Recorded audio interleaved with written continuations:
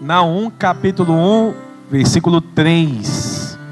O Senhor é tardio em irar-se, mas grande em força, e ao culpado não tem por inocente. O Senhor tem o seu caminho na tormenta e na tempestade, e as nuvens são o pó dos seus pés. Senhor meu Deus e meu Pai, fala conosco nessa noite. Tu é o Deus que tem caminho na tempestade. Tu tem palavras, tu tem direcionamentos, tu tem estratégias, tu tem a bênção, tu tem tudo que nós precisamos. Fala conosco, pois assim eu oro e agradeço, e todos digam amém. Meus amados e queridos irmãos, hoje eu quero falar sobre as tempestades que passamos. E eu quero falar sobre 3 tempestades que a gente enfrenta, baseado em Naum capítulo 1, versículo 3, onde o texto afirma: o Senhor tem um caminho na tempestade. O livro do profeta Naum, ele é um dos profetas menores. Vocês sabem que a Bíblia é formada por 66 livros. 39 livros são no Antigo Testamento, 27 livros no Novo Testamento. A Bíblia tem 989 capítulos no Antigo Testamento. Juntando os capítulos do Antigo Testamento e o Novo Testamento, existem 1167 capítulos. Vocês sabem o beabá da Bíblia, que a Bíblia é formada por colunas, né? Existem os livros históricos, existem os livros poéticos, existem os livros dos profetas maiores, existem os livros dos profetas menores, e um desses profetas menores é o livro de Naum. O livro do profeta Naum, ele é interessado para uma cidade chamada Nínive, aquela mesma Nínive que Jonas, 100 anos antes, irmã Wanda, 100 anos antes, ele foi lá numa viagem missionária, e ele começou a pregar uma palavra que Deus ia mandar destruir aquele lugar se o povo não se arrependesse, mas o povo se arrependeu e Deus poupou. Vocês sabem a história. 100 anos depois, veio uma nova palavra para aquela cidade. E agora a palavra realmente não é que se o povo vai se arrepender, não. É que Deus vai destruir a cidade. Vocês sabem que até hoje, nos dias atuais, não existe mais essa cidade de Nínive. O Egito é a civilização mais antiga do mundo. Gênesis já falava sobre ela. E até hoje o Egito existe. Algumas nações também na Bíblia menciona que ainda existem nos dias atuais. Mas Nínive, cadê Nínive? Nínive agora é um deserto. Porque aquilo que Deus fala, Ele cumpre. Aquilo que Deus fala, Ele executa. Aquilo que Deus ordena, Ele age. É por isso que você não pode zombar de Deus. É por isso que você não pode ficar falando contra Deus. Porque o Senhor, a Bíblia fala que o Senhor, Ele é tardio em irar-se, mas Ele se ira. A Bíblia fala: não zombeie de Deus, porque Deus não se deixa escarnecer. Semana passada, uma mulher lá em Hollywood, nos Estados Unidos, começou a zombar de Deus, falando que naquele lugar onde estava tendo aquele prêmio, daquele Globo de Ouro para o melhor ator, a melhor atriz daquele ano, daquele filme, aquele lugar até então não tinha sido mencionado o nome de Deus, aonde as pessoas que estavam ali concorrendo e foram premiadas nem sequer agradeceram a Deus pelo prêmio, e ali ele foi uma zombaria. Mas 2 dias depois, a cidade de Los Angeles começa a pegar o que? Fogo. Até agora, fogo, destruindo as mansões. Pastor, o senhor acha que ali é a ira de Deus? Irmãos, se ali não for a ira de Deus, o que é, irmãos? Pastor, esse calor que a gente está sentindo, pastor, isso é a ira de Deus, irmão. Isso é a ira de Deus, porque a Bíblia fala em Gênesis que nunca mais o mundo seria destruído com água, mas com fogo, as queimadas, as destruições, isso é a ira de Deus. A gente precisa estar preparado, porque a qualquer momento a trombeta vai tocar. A qualquer momento Jesus está voltando e vai levar a sua igreja e vai levar o seu povo. A cada dia as portas vão ficando mais estreitas, a cada dia guerras e rumores de guerra, a cada dia coisas ruins acontecendo, e a igreja precisa estar preparada, porque aqueles que subirão são aqueles que estarão preparados. Vocês sabem o que é uma tempestade? Tempestade é uma formação de nuvens escuras que tem relâmpagos, raios, trovões e muita água. Se você estiver numa estrada, é terrível estar dirigindo o seu veículo em uma tempestade. Você não enxerga nada, a estrada começa a deslizar, e se o pneu não tiver 100%, misericórdia, se tiver 100%, já é difícil. Agora imagine uma tempestade quando você está dentro de um avião, vai haver turbulências. O avião, aquele pássaro de ferro, vai para lá, vai para cá, pode ter avarias, danificações, e o voo pode estar comprometido. Se você estiver numa tempestade, em um cruzeiro, em um navio, uma embarcação, irmãos, aí que o negócio é terrível mesmo. Enfim, seja na terra, seja no mar, ou seja nos céus, tempestades são coisas terríveis. Quando um crente diz assim: estou passando uma tempestade, o que ele está dizendo? Estou passando uma luta. Quando o crente diz assim: estou passando uma tempestade, o que ele está dizendo? Em outras palavras, estou passando uma prova. Quando o crente diz: estou passando uma tempestade, em outras palavras, ele está dizendo: estou passando um deserto. Certo. Luta, coisa ruim. Então, tempestade é coisas boas ou coisas ruins? Ruins. Tempestade nunca aponta porque é bom, só porque é ruim. E o que Deus está falando aqui no versículo 3 do capítulo 1 do profeta Naum? Olha para a Bíblia. O Senhor tem o seu caminho na tormenta e na tempestade. Deus anda na tempestade. Aleluia! Deus anda na tempestade. Ele tem o caminho na tempestade. Seria tão bom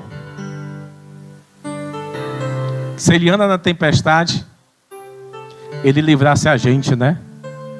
Lá vem a tempestade, lá vem a tempestade. Aí quando chegasse perto da gente, faz a curva, vai para ali. Quando chegar perto do crente fiel, faz a curva, vai para outro canto. Como seria bom, né, irmão? Mas não. A primeira tempestade que eu quero falar é a tempestade comum. Que tempestade comum é essa, pastor? A tempestade comum é a dificuldade que vem para a vida de todas as pessoas. A dificuldade comum é quando o crente passa a dificuldade, mas o ímpio também passa a dificuldade. A tempestade comum é quando o crente passa a dificuldade, mas o macumbeiro também passa a tempestade. A tempestade comum é quando o crente passa pela tempestade da provação, mas o incrédulo também passa pela tempestade da provação. Porque vocês sabem que tem crentes que dizem assim: não, crente não pode passar por problema. Crentes não podem passar por dificuldade. Agora eu aceitei Jesus, eu estou blindado. O sangue de Jesus tem poder na minha vida. Como seria bom, né, irmão? A gente morfasse. E quando acontecesse isso, você se transformava num Power Ranger. E nada ia acontecer de ruim. Você agora é um Power Ranger. Power Ranger azul, Power Ranger rosa, amarelo, preto. Você está preparado? Não. Ei. Você se lembra da Covid, irmãos? Na época, quando começou em 2020? Quando começou? Todos os países no mundo inteiro em um globo terrestre, o mundo inteiro, essa doença veio. E essa doença entrou na casa do pobre, essa doença entrou na casa do rico, essa doença entrou na casa do branco, essa doença entrou na casa do negro, ela entrou na casa do político, ela entrou na casa da pessoa de pouca cultura, pouco conhecimento, ela entrou na casa de todas as pessoas. Pastor, eu nem peguei Covid. Você não fez o teste? Até hoje você pega Covid e nem sabe. Muitas pessoas pegaram. Quantas famílias tiveram lutos por Covid? Hein, irmão? Quantas pessoas da nossa casa morreram por Covid? Conhecidos nossos morreram por Covid. Mas vocês sabiam que teve crente que disse assim: quem tem fé não pega Covid.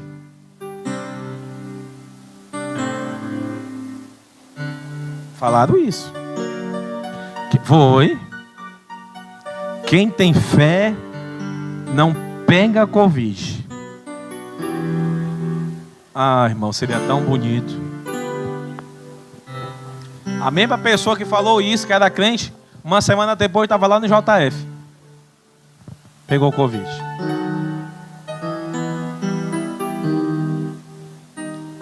Aqui na igreja tinha uma pessoa, uma irmã, que ela dizia assim, quando ela sabia que tinha uma pessoa que dava um câncer: fulano está com câncer é quem não tem fé. Porque quem tem fé não pega câncer. Graças a Deus que foi embora, irmão. Tem pessoas que, pelo amor de Deus, só a misericórdia.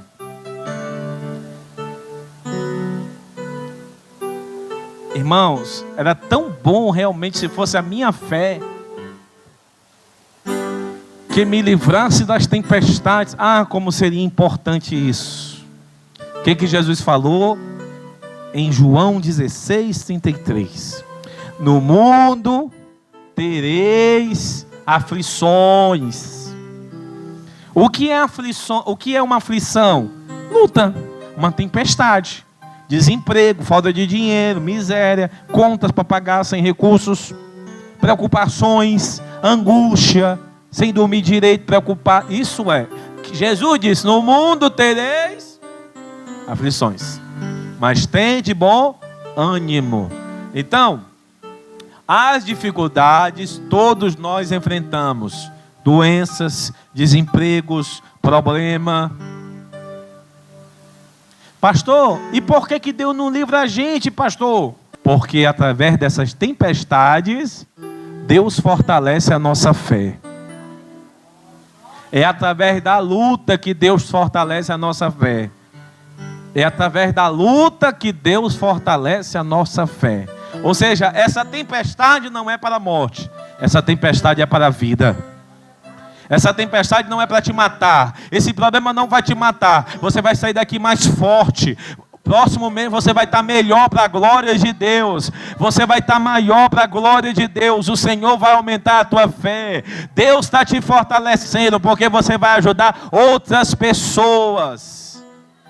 Você vai ter as tuas experiências. Você não pode ficar com a experiência do próximo. Você precisa ter as tuas experiências. Você precisa ter o teu particular com Deus. É como Jó falou em Jó capítulo 42, versículo 5: com o ouvido dos meus ouvidos te ouvia, mas agora te veem os meus olhos agora, eles te veem. Deus, Ele vai te fortalecer nessa tempestade.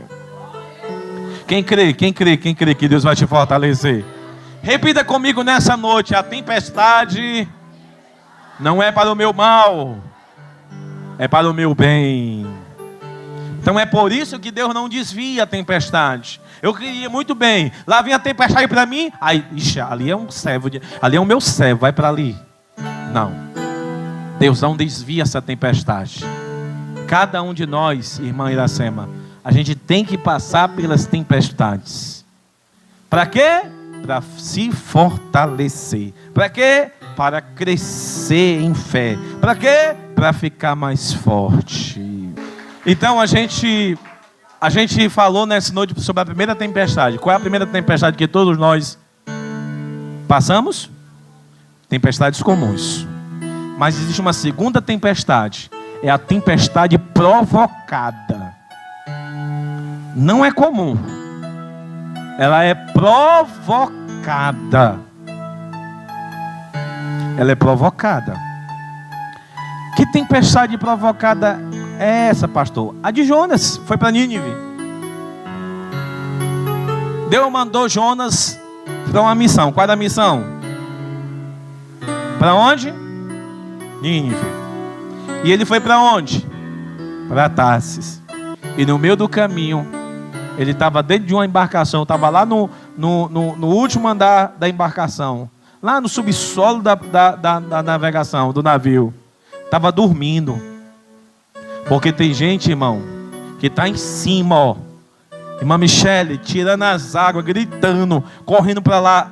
E o desgraçado que está trazendo tempestade, está dormindo.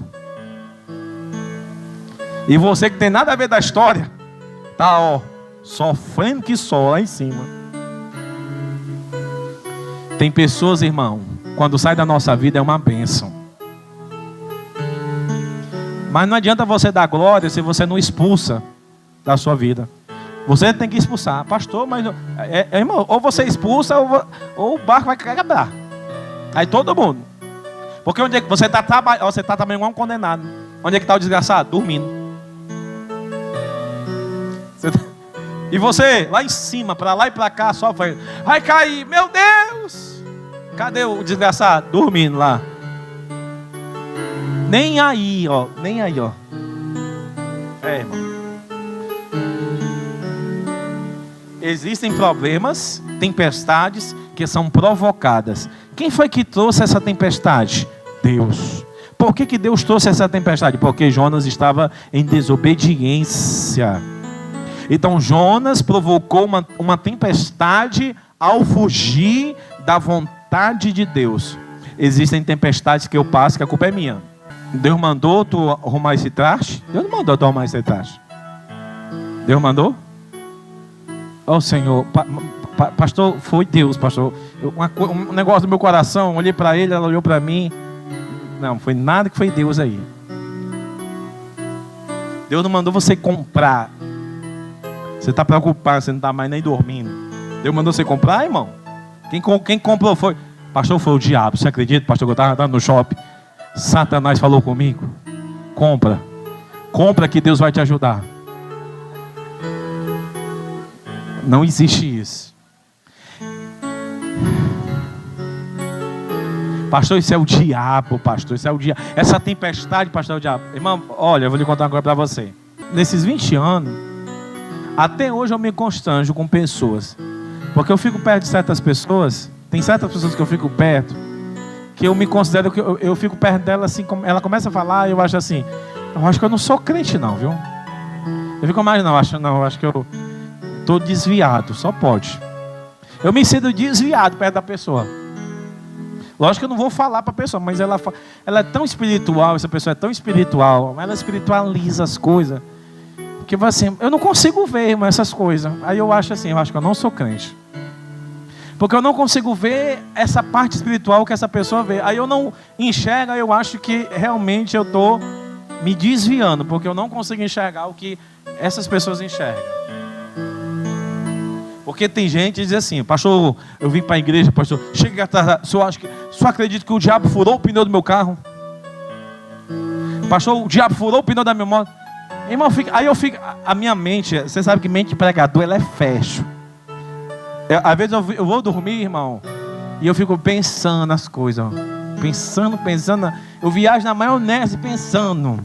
Você não tem noção do que eu penso. A minha mente, ela é tão fecha. Aí quando a pessoa dessa fala essas coisas para mim, o que é que eu fico imaginando? Eu fico imaginando como é que o demônio vai furar o pneu. Imaginando o pneu furando. Como é que ele fura esse pneu? Ele se materializa.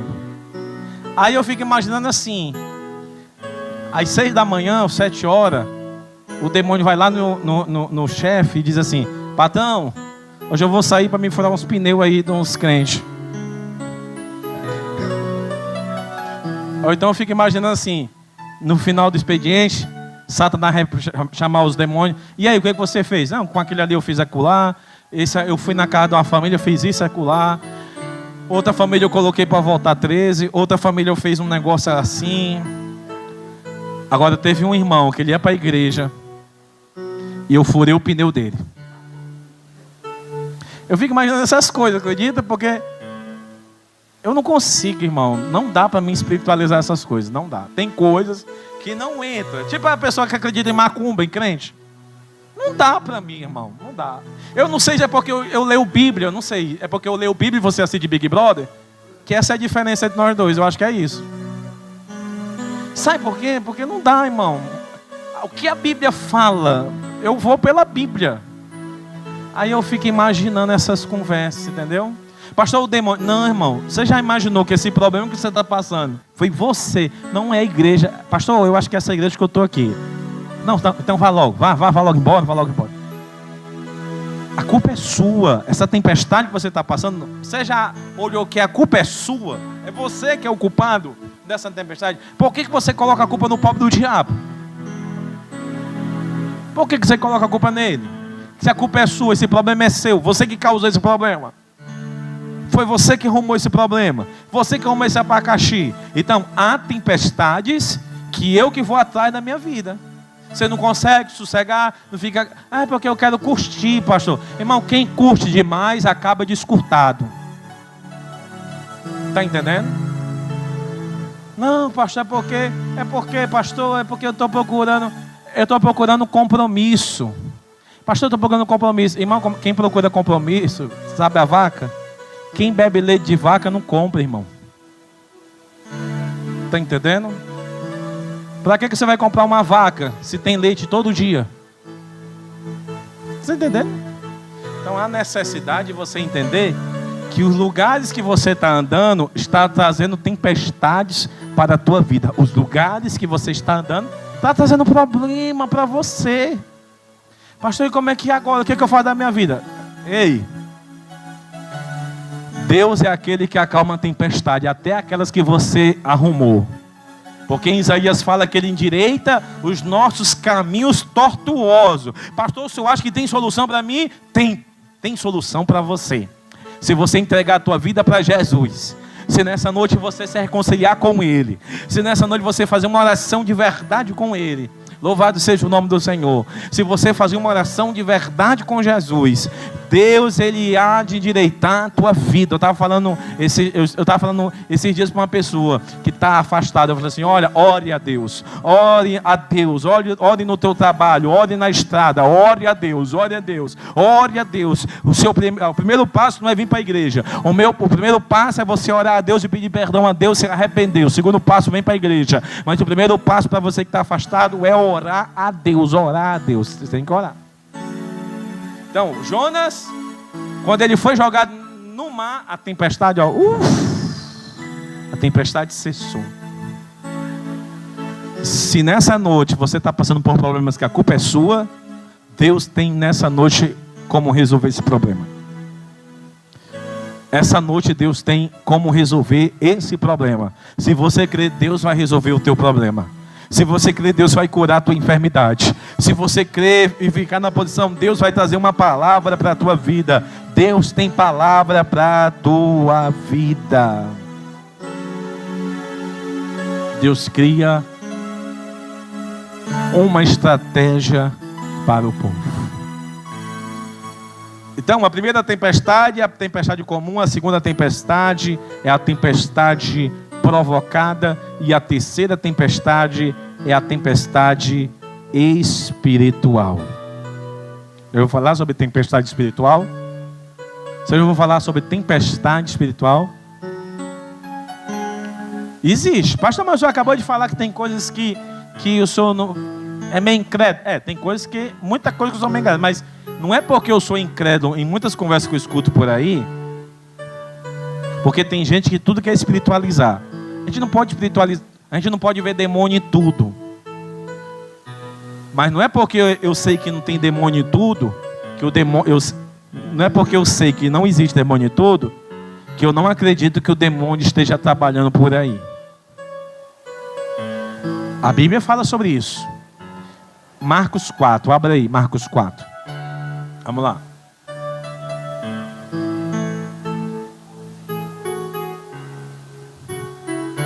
Evangelho de Marcos, capítulo 4. Vamos ler o versículo 35. Naquele dia, ao anoitecer, disse ele aos seus discípulos: vamos para o outro lado.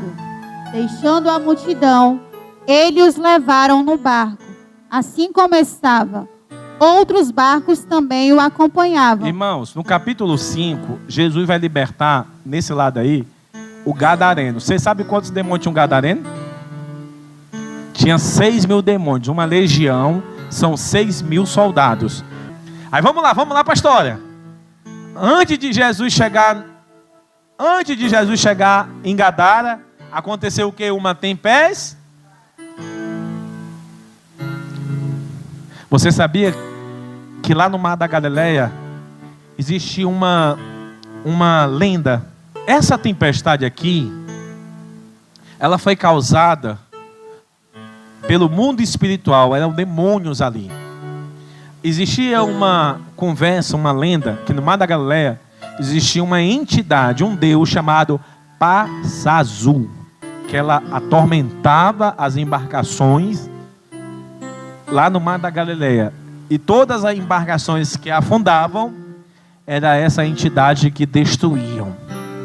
Aqui não tem como você fugir de uma tempestade espiritual. Jesus vai libertar o gadareno, mas no quarto, onde acontecer a libertação, vai vir uma tempestade.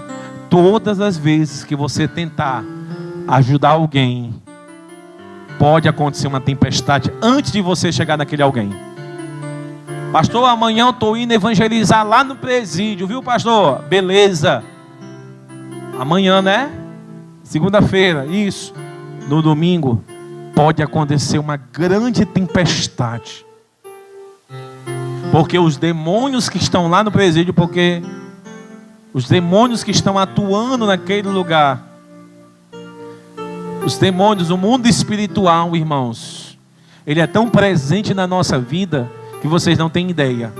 Não é que eles interferem na nossa vida, mas a nossa luta não é contra a carne. A nossa luta não é contra o sangue. A nossa luta é contra os principados e potestades. É por isso que não dá para mim, um demônio que furou o pneu, não dá para me acreditar. Porque os principados e potestades, eles mexem com as águas, é com os ventos, é com o mar, é até a embarcação que Jesus está dentro dela. Fazer a obra de Deus não é brincadeira. Todas as vezes que a gente toma partido, toma frente de algo, todas as vezes que a gente se levanta, eu vou orar por você. Você não sabe, porque se às vezes eu vou orar por você e você está passando por processos de demônios, espírito imundo, aquela luta que você está passando, ela vai vir também para mim. São tempestades espirituais. Por isso que não dá para mim. Realmente eu não consigo acreditar um demônio furando um pneu. A intenção do diabo é destruir a nossa família, é fazer a gente cair da graça, é fazer a gente perder a nossa salvação. A Bíblia fala que essa tempestade veio. Vai, irmã Daniela, continua o texto aí, por favor. Opa, qual o versículo, qual é? É o 36, é? Glória a Deus. Vai. Levantou-se um forte vendaval e as ondas se lançavam sobre o barco, de forma que este ia se enchendo de água. Jesus estava na popa, dormindo com a cabeça sobre um travesseiro. Os discípulos... Vai.